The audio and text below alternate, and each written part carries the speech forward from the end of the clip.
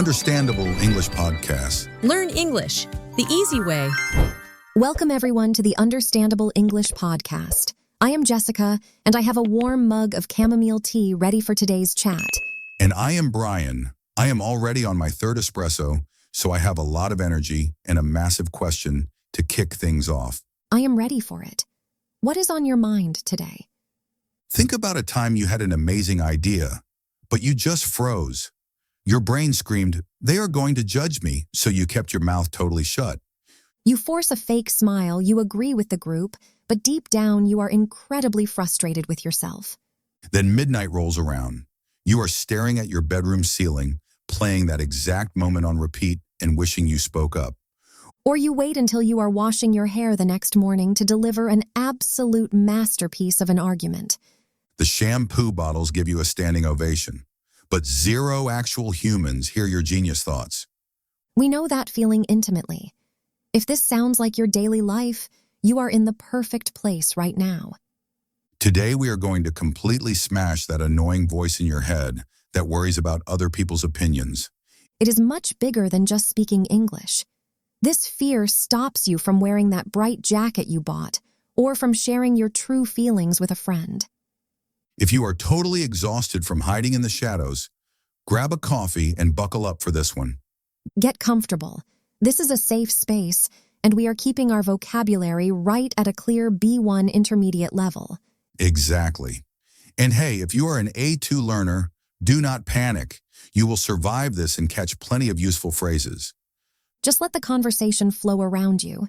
And maybe today I will finally stop asking Bryan if my microphone is too loud before we record. She literally asks me that 4 times a day. Listen, the fear of sounding silly is completely universal. Imagine we are just hanging out in my living room, dealing with this problem together like old friends. If a new word flies over your head, just ignore it. Your brain is a supercomputer and will connect the dots automatically. Plus, we always save some time at the very end to break down the most useful vocabulary we use today. If you love this totally natural way to level up your English, smash that subscribe button and give us a quick like. Drop a comment below too. When does your brain freeze the most? At work, with native speakers, or in a classroom? Are you like me, speaking even when your hands shake? Or are you on my team, talking super fast and making terrible jokes to hide the absolute panic? Take a deep breath right now. Picture that specific situation where you lost your voice. Keep that image locked in. We are going to completely rewrite how you deal with that fear. Let us get right into the root of the problem. When did this social anxiety actually kick off? We were not born with it. Oh, it goes way back to childhood. Some kid on the playground, a weird look from a cousin, a tiny comment that basically ruined your entire week. You pronounce a word wrong at the whiteboard. The whole room giggles for 2 seconds, but it leaves a permanent mark on your confidence. And those awful memories just hang around forever.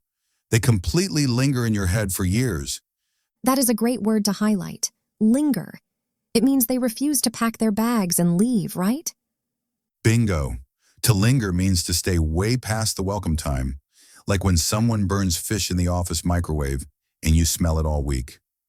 A harsh comment can linger for decades. Somebody calls you weird once and you carry it around forever. Then the problem spreads. It completely seeps into how you act at parties or at your job. Seep. I picture a spilled cup of tea slowly moving across a wooden table. Exactly. To seep means to leak in super slowly. You ignore a tiny hole in your roof, and suddenly your living room carpet is a swimming pool.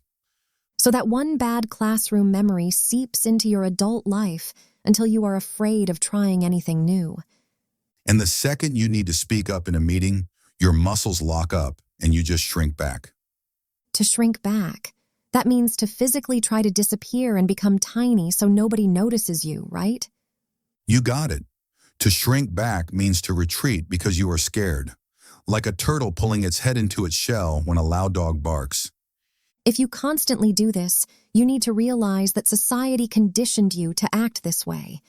Your mind was programmed to believe that standing out is a massive risk. Do you want to know the ultimate trick to fix this? You have to spot the mental pattern when it happens. Exactly. And keeping a journal about it works wonders. Here is a fantastic exercise for your English practice. Grab a notebook, think about a painful moment from the past, and write down one clear thought about it. For example, my boss yelled at me, and now I always shrink back during presentations. Do not worry about perfect grammar. Just get the raw emotion onto the paper. Seeing the words physically written down takes away their secret power over you. So we know where the root of the issue is. Let us fast forward to our current adult lives and how this mess actually feels today. It is so much heavier now. We are not just avoiding the kids in the cafeteria anymore. Between office politics and social media, you feel like the entire planet is judging your every move. Your heart rate shoots up, your palms get sweaty, your brain goes a million miles an hour. We have a specific word for this dreadful condition. You feel anxious. Anxious. That is definitely more intense than simply having butterflies in your stomach. It is a deep, heavy worry. Totally. Being anxious means your internal alarm system is ringing at top volume, even if you are just sitting safely on your couch. And once that anxious feeling hits, your mind basically throws a massive tantrum. It decides to completely freak out. Oh man, I know that internal chaos so well. To freak out means you lose all your chill and enter full panic mode. Your brain screams that the world is ending. And the trigger can be something so basic, like asking a waiter for the Wi-Fi password. So your hands are shaking, you are totally anxious, your brain is absolutely freaking out. What is the immediate result? You decide to hold back. Hold back. That basically means hitting the brakes on your own life, right? Yes, exactly. To hold back is to swallow your words and hide your true intentions. You lock your personality in a box and throw away the key. You have the perfect solution to a problem at work, or you want to rock a vintage hat, but you hold back because you imagine 50 people pointing and laughing at you. You walk around believing there is a massive stadium light shining directly on your flaws, broadcasting every little mistake you make to the public. Meanwhile, the reality is hilarious because everyone else is completely obsessed with their own personal dramas. They are staring at their phones, wondering if their outfit looks weird, or stressing over a text message they sent to their partner 3 hours ago. You are definitely not the star of their personal movie. You are just a blurry person walking a dog in the background of their scene. So the next time you feel that imaginary stadium light burning your skin, just whisper a little English phrase to yourself. I am simply a background character in their day. Speak it into existence. Inhale deeply, grab your coffee, and just do the terrifying thing. Post the photo, speak up in English, or send the email. The world will not explode. That is brilliant advice. But let us look at the other side of the coin. Sometimes the fear does not come from our imagination. Sometimes real people actually deliver nasty comments. Yep, let us keep it totally real. Sometimes the negativity is not fake. Someone actually looked you in the eye and said something incredibly toxic. Maybe they made fun of your pronunciation, mocked your career goals, or insulted your physical appearance straight to your face. That is the exact moment it transforms into heavy criticism. When people directly criticize you. Let us define that. To criticize means to judge someone harshly and loudly point out their supposed flaws. Spot on. To criticize is to act like a terrible judge on a talent show, tossing dark clouds of negativity right over your head. I had a coworker once tell me that my ideas were too boring for the project. To them, it was casual chatter, but it pierced me like an arrow. And the worst part is, you immediately buy into it. You start believing that you actually are the problem. But we need to remember a golden rule of psychology. Most insults are not a reflection of your worth. They are a loud broadcast of the other person's insecurities. 100%. If a guy criticizes you for starting a YouTube channel, it is usually because he is terrified of putting himself out there. He is projecting his own cowardice onto you. So the big question is, how do we handle these toxic words?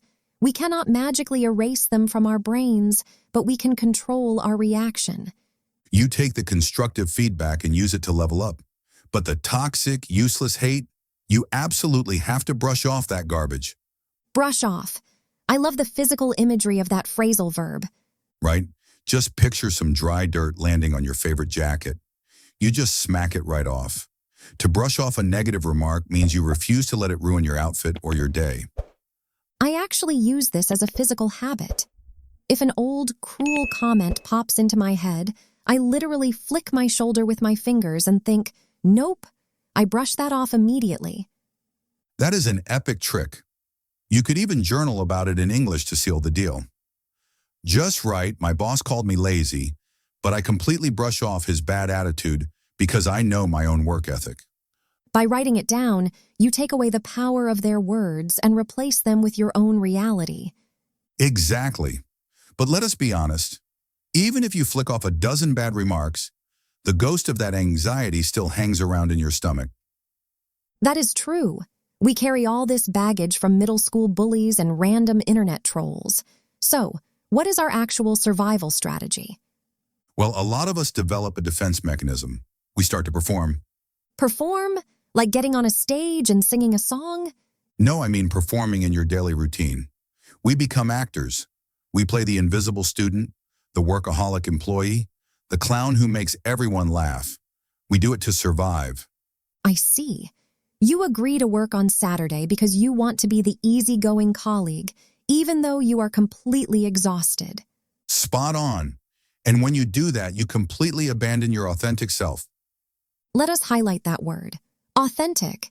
It basically means being 100% genuine, correct? Exactly. Being authentic means you show your true colors. You do not pretend to love a boring movie just because your friends liked it. And if you spend your whole life acting, it gets so tiring. It feels like wearing a heavy Halloween costume every single day. Yes, it feels exactly like walking on eggshells. Walking on eggshells. That sounds like a messy kitchen disaster. What does it actually mean? It means you are tiptoeing around people. You are terrified that if you say the wrong thing, somebody will explode or get offended. So you double-check every single text message and constantly change your opinions so nobody ever gets mad at you. Here is the brutal truth. When you spend all your energy walking on eggshells to protect others, you end up crushing your own soul. Wow, that is a heavy thought, but it is so accurate. When you please the crowd, you betray yourself. We need to fix this. Try a tiny experiment this week. Next time a friend asks where you want to eat, do not say you do not care. Say one honest sentence like, I really want pizza today. That is brilliant. It is a tiny victory. You are not starting a fight, but you are finally being authentic about your own desires. Now, we also need to talk about the biggest trap of all, the dangerous illusion of perfection. Oh, the classic excuse. I will finally live my life as soon as I become totally flawless. We hear it constantly. I will apply for the job when my English is completely perfect. I will go to the beach when my body's perfect. It sounds like a solid plan, but it is a massive trick. You are basically putting your life on pause for a magical day that does not exist. It makes zero sense. It is like saying, I am going to buy a guitar, but I refuse to touch it until I already know how to play it perfectly. That is hilarious and true. You cannot learn to ride a bike by reading a manual. You have to get on, fall over a few times, and scrape your knees. That is the secret. Perfectionism glues your feet to the floor. Actual success only comes from taking messy, ugly steps forward. I used to tell myself that I would host this podcast when I stopped feeling nervous before hitting record. Spoiler alert, my hands still sweat every single time. That is the spirit. So I challenge everyone listening to find one thing you are postponing. Tell yourself, I am done waiting for the perfect moment. I am doing it today. Just hit send on that email with a typo. Ask a question with a heavy accent. Stop trying to be flawless and start being a real human. And the magic part is, when you take those messy actions, you slowly start to build real confidence. Confidence is so misunderstood. People act like you are just magically born with it. Oh yeah, they think some babies just pop out of the womb wearing a leather jacket and giving a thumbs up to the doctor. Just a cool baby ready to take over the world with zero anxiety. But confidence is actually a lot like going to the gym. It is purely a muscle you have to build. That makes sense. You do not just stare at the weights and suddenly get strong. You actually have to sweat and do the physical work. Exactly. Confidence only grows when you force yourself to do slightly terrifying things on a regular basis. So every time you speak up or set a boundary, it is like doing a confidence rep. A rep, short for repetition, like when a fitness trainer yells at you to do 10 more push-ups. Right. One repetition is completing the action one single time. You do not have to transform into a superhero overnight. You just need to collect tiny reps. And yes, it will feel totally awkward because you are leaving your comfort zone. But instead of running back to safety when you feel that panic, you should lean into it. By doing that, you are actively leveling up your language skills and your bravery simultaneously. Absolutely. And looking at that list of tiny wins proves to your brain that you are not frozen anymore. You are taking action. We have one final strategy that is incredibly effective when you are paralyzed by other people's opinions. Oh, this is my ultimate life hack. You simply replace your panic with pure curiosity. Pay attention to your inner dialogue when the panic hits. The fearful brain asks, "What if I fail completely? What if they secretly mock me?" But a curious brain flips the script. It asks, what new thing can I learn here? What cool thing might happen if I just try? I used to struggle with this constantly. Before giving a presentation, my mind would scream about forgetting my words, and my entire body would turn to ice. That is the classic moment where you completely freak out. Exactly. It was a total mental disaster, but then I decided to view every conversation as a simple laboratory experiment. I just wanted to see the result, and the pressure vanished. An experiment. Like mixing chemicals in a school science class to see if they change color. Precisely. You mix the ingredients, you observe the reaction, and you gather the facts. That is genius. When you treat life like an experiment, failure does not exist. A weird conversation is not a tragedy, it is just interesting data. You become a researcher of your own life. The goal is not a flawless performance. The goal is gathering information. So after you chat with a stranger, do not judge yourself. Just ask two basic questions. What was surprising and what was successful? Your notes can be super brief. Surprising fact, the barista smiled at me. Successful fact, I ordered my drink without looking at my phone. And day by day, your brain rewires itself to hunt for progress. You completely stop caring about the invisible judges in the room. That is the ultimate transformation. You stop serving an imaginary audience and start living for your actual self. You drop the heavy masks and just show up. And simply by hanging out with us today and listening to these ideas, you are already doing the work. Before we wrap up today's session, let us take a calm moment to review our vocabulary. We dropped some incredibly useful phrasal verbs and idioms today. Let us break them down into simple pieces so you can confidently use them tomorrow. Make yourself comfortable and follow along. Our very first word is linger. When something decides to linger, it refuses to leave. It sticks around way longer than normal. An example would be, the feeling of sadness lingered for days after she watched the tragic movie. Or, the smell of my burnt toast lingered in the apartment all weekend. Try saying it out loud. Linger. Moving on to our next word, seep. When a liquid seeps, it slowly leaks through a material. We also use it for emotions that slowly take over your mind. Like my dark coffee seeped through the paper cup and ruined my favorite jeans. So the word seep implies a very slow, sneaky movement. Next up is our heavy emotion word, anxious. When you are anxious, you are deeply nervous about the future.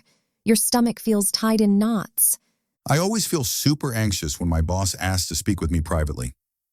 Practice the pronunciation with us. Anxious. Now for my personal favorite phrase, freak out. To freak out means to suddenly lose control of your emotions because you are terrified or angry. He completely freaked out when he realized he lost his passport at the airport. It is a very casual phrase, but native speakers use it constantly in daily life. Our next action phrase is shrink back. To shrink back means to physically move away or hide yourself because you feel intimidated. When the aggressive dog barked loudly, the little boy shrank back against the wall. It is a physical reaction of making your body smaller to avoid danger. Let us compare that to our next phrase, which is hold back. To hold back means to purposely stop yourself from expressing an emotion or doing an action. She knew the answer to the math problem, but she held back because she felt shy. So shrinking back is a body movement, while holding back is stopping your own potential. Next is a fantastic personality word, authentic. Being authentic means being genuine and real. You do not pretend to be someone else. People trust him because he is a highly authentic leader who always tells the truth. To put it simply, being authentic means dropping the fake act. It is all about showing the world the real version of you.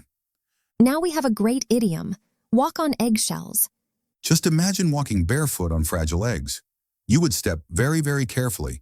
If you walk on eggshells, you behave very cautiously around a moody person to avoid an argument. Whenever my roommate is stressed about exams, I have to walk on eggshells around the apartment. It perfectly describes a tense situation where nobody feels relaxed. We are almost finished. The next phrasal verb is brush off. To brush off means to easily ignore a bad comment or an insult without letting it hurt you. The author completely brushed off the negative review of her book and started writing a new one. It is a great skill to simply brush off silly rumors. I literally flick my jacket when I say it to physically throw the bad vibes away. Our final phrase for today is lean into. To lean into a difficult feeling means to accept it and experience it fully instead of running away. If you feel nervous about a job interview, just lean into the energy and use it to speak with passion. You guys absolutely crushed it today. You absorbed a ton of natural B1 English vocabulary. Do not try to memorize everything. Pick just one new phrase to use in your daily life this week. The ultimate victory is not having flawless grammar. The real victory is speaking your mind and ignoring the haters. Go out there and make some messy mistakes. If you found comfort in our chat today, share this episode with a friend who struggles with overthinking. We are always in your corner, cheering for your success. I am Jessica. And I am Bryan. Thank you for spending time with the Understandable English podcast. See you next time.